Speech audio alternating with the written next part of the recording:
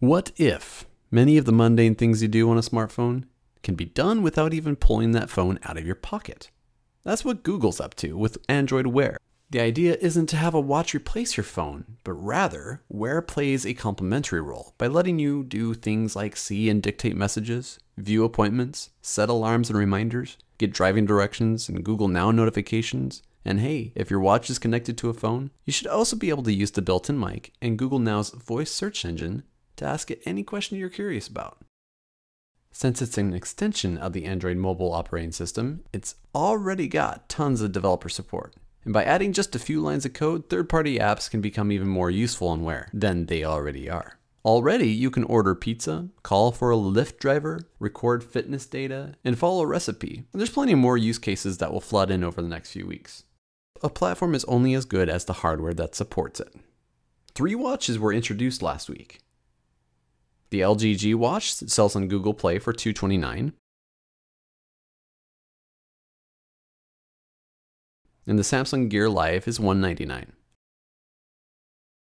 The third watch, which is the most anticipated model of the trio, is the circular Moto 360, which comes out later this summer. It's the only one that actually looks like a run-of-the-mill watch. After trying out the first 2 watches, I'm convinced that Wear is very much a first-generation product, with nothing to show for it besides potential. It's going to need time to grow. And fortunately, Google is the kind of company that can afford to have that time.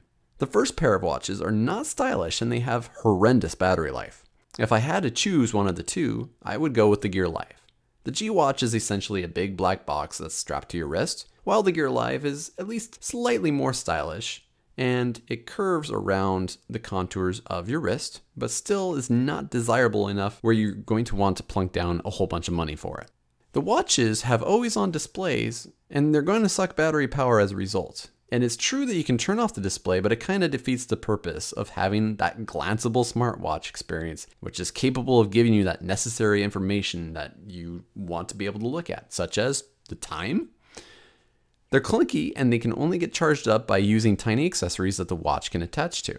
It's quite difficult to justify paying a couple $100 for something that doesn't look fantastic and essentially just does all the same exact stuff that your phone can already do. Also, the watches connect using Bluetooth and a companion app that offer a whole bunch of settings. And Wear is only compatible with devices that run Android 4.3 or higher. Now this is important because it only covers a small percentage of Android users.